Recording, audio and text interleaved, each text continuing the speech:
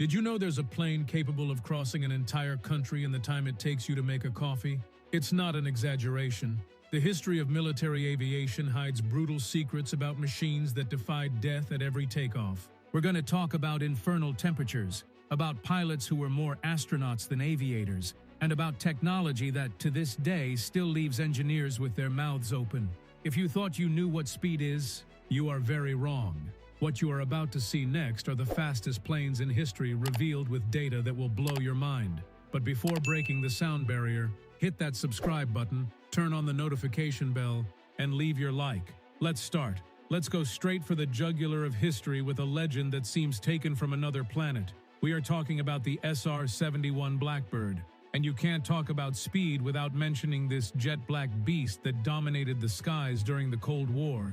To give you an idea of the magnitude of this plane wasn't built. It was forged in the flames of absolute necessity. The engineers at the Lockheed Martin Company had a gigantic problem.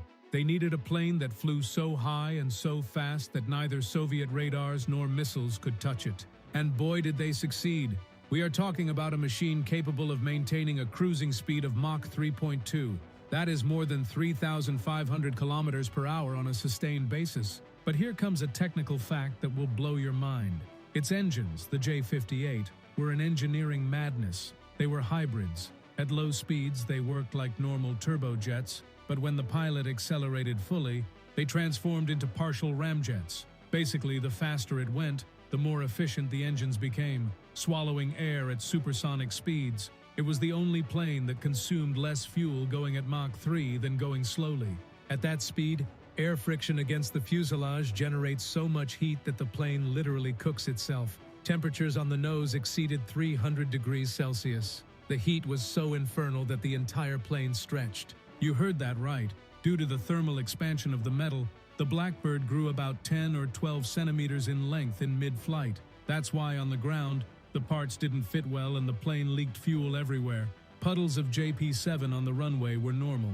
This fuel was so special and stable that you could throw a lit match at it and it wouldn't ignite. It needed an explosive chemical injection just to start. And speaking of ironies of fate, 93% of the plane was made of titanium. But at that time, the United States didn't have enough high-quality titanium.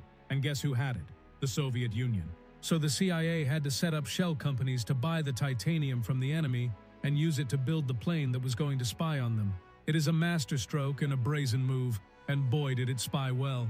At 80,000 feet high, where the sky turns black and you see the curvature of the Earth, its cameras and sensors were so powerful they could photograph a car license plate or a golf ball on the ground while traveling at 3 times the speed of sound. It carried no weapons, no cannons, no missiles. Its only defense was pure speed. It is said that throughout its service, more than 4,000 missiles were fired against the SR-71s. Do you know how many managed to shoot it down? 0. When the system detected a missile, the pilot just pushed the throttle, the engines roared, and the plane simply left the missile behind. It is the perfect definition of untouchable. Of course, the Soviets weren't going to sit idly by watching the Americans stroll through their backyard. They had to respond, and they did it with brute force, in the purest Russian style. Thus was born the MiG-25 Foxbat. When the West first saw blurry photos of this plane, they went into total panic. They saw giant wings and air intakes the size of a tunnel and thought they were facing a super-agile fighter. The fear was so real that NATO generals were sweating cold, thinking their own planes were worthless. To understand the level of fear, there is a real story that happened in 1971. Israeli radars detected an unknown plane flying over the Sinai Peninsula. The Israelis sent their best Phantom fighters to intercept it and fired missiles. The result? The unknown plane accelerated to Mach 3.2 and left the missiles behind. The missiles couldn't catch it. That plane was a Soviet MiG-25 on a reconnaissance mission, and that day it proved it was untouchable. But the reality of its technology was discovered in a movie-like way. In 1976, a Soviet pilot named Viktor Belenko decided to defect, stole his own MiG-25 and landed in Japan. When American engineers dismantled the plane, they were left with their mouths open. The plane was a brick with engines. It was made of hand-welded stainless steel, not titanium, which made it extremely heavy. And here comes the most curious fact. When they opened the electronic panels, they expected to find advanced microchips, but they found vacuum tubes. like those in your grandfather's old radios. At first, they laughed, but then their blood ran cold when they understood why. The Soviets used old technology because vacuum tubes don't get fried by the electromagnetic pulse of a nuclear explosion. This plane was designed to fly and fight even in the middle of a nuclear World War III. Its engines, the Tumansky R-15, were gigantic beasts designed to push that massive steel. They could take the plane to Mach 3.2, but it was a suicidal speed. If the pilot went past Mach 2.8, the suction force was so great that the engines started to devour themselves and the turbines were destroyed. Basically, you could go at 3,400 kilometers per hour. But upon landing, you had to throw the engines in the trash and put in new ones. It was a single-use machine at maximum power, but it fulfilled its mission to scare the whole world. Now I want you to stop for a second and think about this. What do you prefer? An ultra-technological and delicate plane like the American one, or a beast of pure steel, heavy and resistant to nuclear bombs like the Russian one? Leave me your opinion in the comments. I want to read which side you would choose in this engineering war. And don't move. Don't you dare close the video, because if you think 3,500 kilometers per hour is fast, what comes next makes these planes look like turtles. But let's continue. This doesn't end here, and the speed is about to double. If the SR-71 was the king of espionage, the X-15 was the absolute god of pure speed and madness. Here we stop talking about conventional planes that take off from a pretty runway. The North American X-15 was, basically, a ballistic missile with a tiny cockpit for a brave human to sit on top. This device couldn't take off on its own. It had to be carried under the wing of a B-52 bomber up to 45,000 feet, where they dropped it like a bomb. In that instant of freefall, the pilot lit the monstrous XLR-99 rocket engine. And listen to me well, because that thing consumed 4 tons of fuel per minute. The kick in the back was so brutal that pilots described the sensation as if a building fell on top of them, gluing them to the seat with a force of 4 to 5 constant Gs while they shot out towards the edge of space. And don't think it was a quiet ride. The fuel wasn't normal kerosene. They used anhydrous ammonia and liquid oxygen, a mixture so volatile and toxic that the plane was a ticking time bomb with wings. Imagine the terror of knowing you are sitting on top of that while the fuselage creaks from the pressure.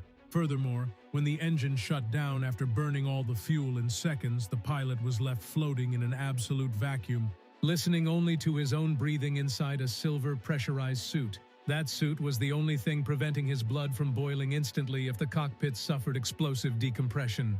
It was the ultimate definition of loneliness and extreme danger.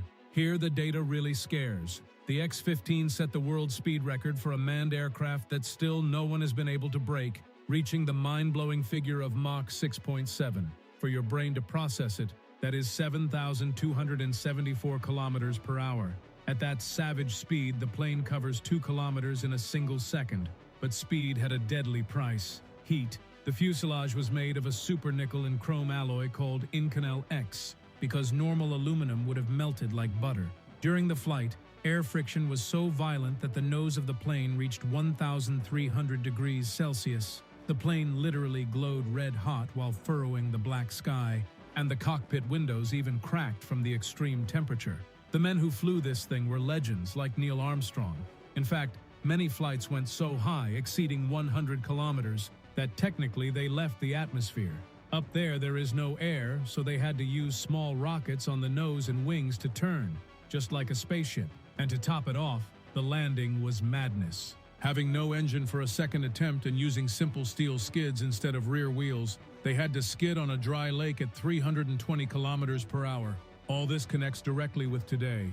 In full 2026, the great powers use this data to develop hypersonic technology and scramjet engines. There is talk of black projects like the rumored SR-72, designed to operate at speeds of Mach 6. Speed is still the queen on the modern battlefield, and those crazy pilots of the X-15 laid the foundation for the unstoppable missiles that are being designed right now in secret laboratories. At the end of the day, these machines are living proof that human beings know no limits when it comes to going faster. From the 30 tons of titanium of the Blackbird crossing hostile skies to the suicide rocket of the X-15 grazing the stars, the history of military aviation is a mix of madness, ingenuity, and pure bravery. They are milestones that remind us that, with enough power and a bit of madness, we can overcome any barrier, even that of sound and extreme heat. And now, the million-dollar question for you.